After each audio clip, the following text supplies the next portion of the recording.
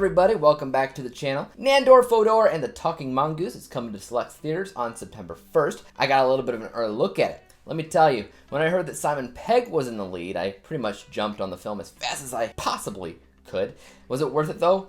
Let's get cracking. Nandor, Fodor, and the Talking Mongoose relays the strange yet true story about a supposed mongoose that can apparently speak, pushing parapsychologist and skeptic Nandor Fodor to investigate these boldly strange claims. Peculiar. If there was one word that comes to mind with this film, it would undoubtedly be peculiar. As strange as the title itself, this film's entire personality just kind of screams odd.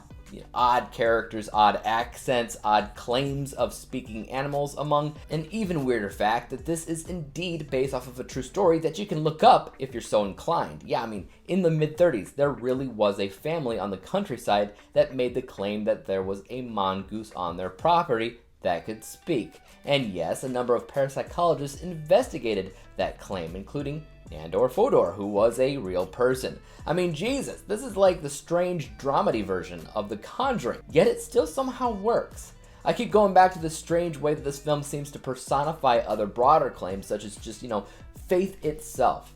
You often don't see this elusive speaking creature, but seeing isn't necessarily believing, right? At the end of the day, is it really that important to prove that this thing is real or not? It's all kind of a moot point. People are gonna believe what they want to believe regardless. I mean, hey, from the very start of the film, before Jeff the Mongoose is even introduced, the audience gets a good grasp on the intentions of the film. And in general, that was to make them think, to come to conclusions on their own, all the while offering enough evidence on both sides to make any X-Files fan swoon. The whole thing about Nandor Fodor and the parapsychology thing is the perception of reality. Obviously, I mean, there are plenty of people even to this day that see things sometimes collectively that other people don't. Whether that mean ghosts or UFOs or Bigfoot, angels, demons, hallucinations even. The biggest thing there is that it is real to all these different people who see these different things. So who's to say that they're wrong? Or who's to say that you're not wrong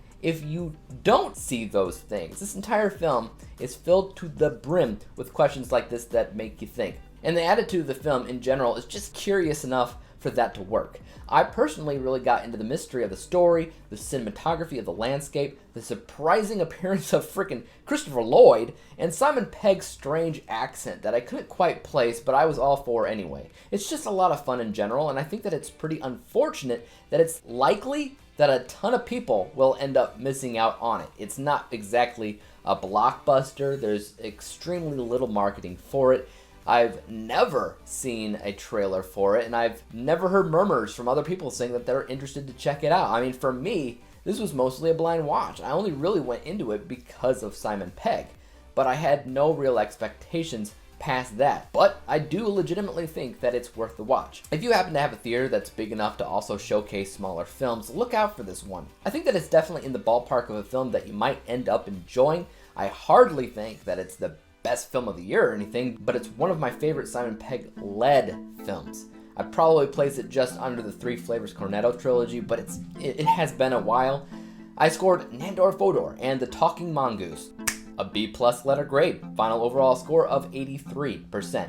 83 out of 100 possible stars. In general, that just means that this film was absolutely decent. And it was kind of surprising, if we're being honest. I love when I go into a film not really expecting anything good or bad, but maybe mediocre, and then I get something like this that's actually pretty decent. Very cool stuff. Guys, have you heard about this film? Are you planning to check it out? Have you also possibly seen it? If so, I'd love to hear what you thought about it in the comment section down below. And as for YouTube, you guys know what to do. Hit the like, subscribe button, and bell to be notified when I come out with my next review. And until then, peace out.